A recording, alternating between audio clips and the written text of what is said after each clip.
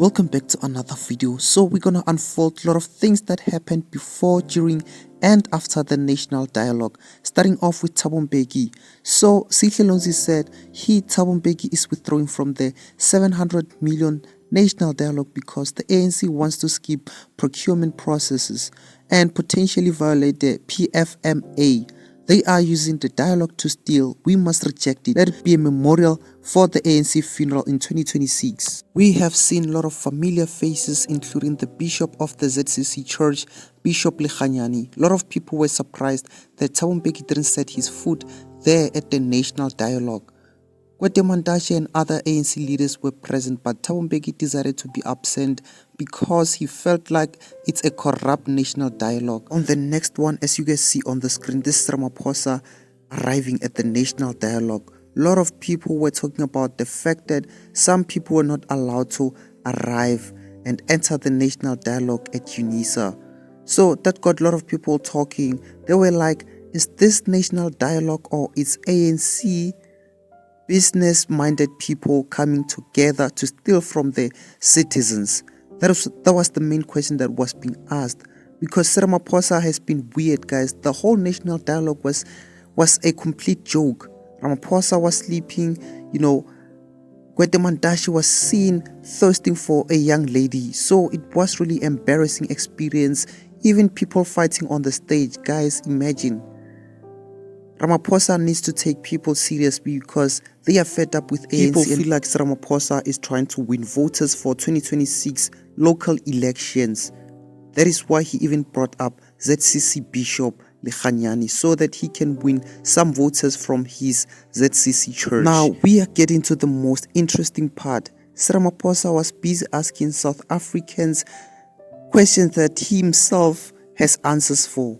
This guy is really ridiculous. Watch this video and then I will share comments for you guys, see what people have been saying. We also need to ask ourselves, why do so many people live in abject poverty and so few live lives of opulence? Why, after decades of democracy, are the prospects of a white child so much better than those of a black child? We need to ask ourselves that. We also need to ask ourselves, why do women get paid less than men for the same work? That's what we need to ask ourselves. Now, we also must go deeper and ask ourselves, why, when we have a Bill of Rights in our Constitution, are the LGBTQI plus people still discriminated against? Why are they still stigmatized and harassed?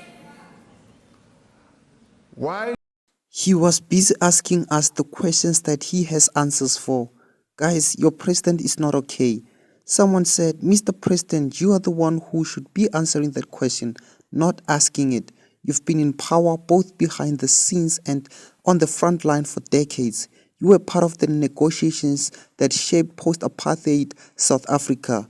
You sat at the top of multinational corporations while inequality deepened. And now, as president, you preside over a country where over 30 million South Africans live in poverty. And elite looting continues unchecked under your watch. Last comment, but you are the president. People are supposed to be getting answers and solutions to these challenges from you. That's why they elected you to begin with. Otherwise, you have no business continuing to be in that highest office. On another shocking part, it was not only Thabo Mbeki who withdrew from the national dialogue. It was reported withdrawal of several foundations from the national dialogue. It is so crazy, guys. Ramaphosa was just stealing taxpayers' money, but in a most polite way. On the next one, the DA has also distanced itself from the national dialogue, calling it a fruitless spending talk shop with no plan. The party believes the estimated 700 million rands allegedly allocated to the initiative could be used to fight crime in the country. DA leader John Steenhuisen says they took a good decision to withdraw after noticing former President Thabo Mbeki's foundation and many others also pulling out. This is actually valid for the DA to withdraw from the national dialogue after seeing ANC leaders, splitting over this national dialogue. So why would anyone believe in this so-called national dialogue if the ANC leaders are splitting over it? It doesn't make sense. Big shout out to the DA for rejecting this crap. On the next one, look at some of the dramatic videos which unfolded at Unisa. The Unisa youth and others were calling out the ANC government and corruption. After lunch, please, that's what we're here. Colleagues, comrades, and friends, we will be back at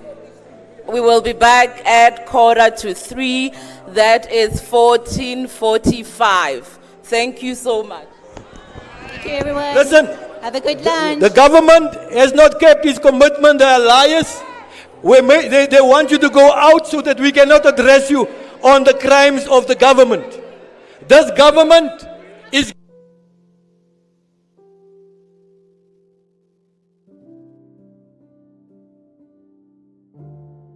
So what happened there was this man was cut off from speaking because he was spilling beans.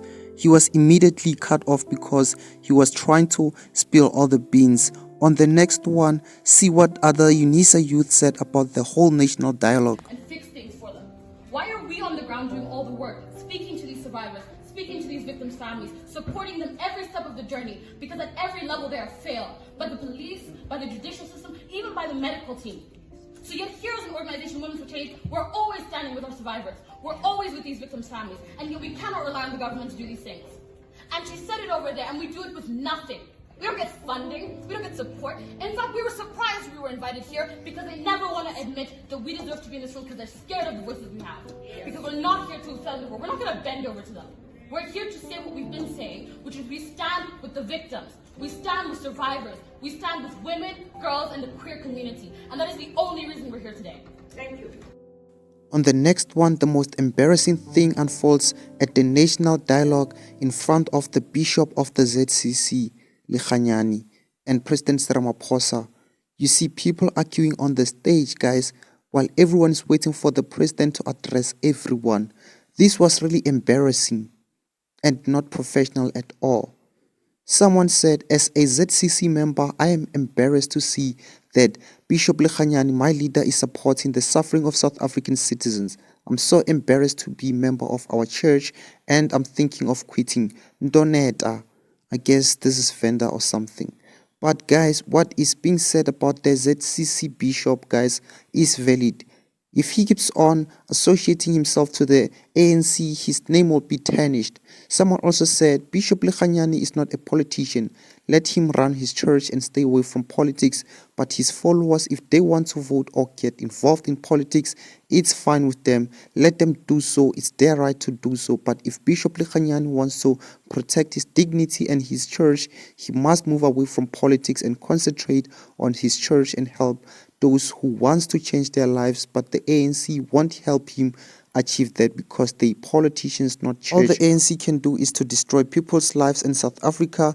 Nothing good comes out of their mouths. On the next one, something shockingly embarrassing happened at National Dialogue. Whole ANC leader MANTASHE was seen looking at a woman's bums, paying attention to women's bums at the National Dialogue. That was so embarrassing. I have nothing to say about this.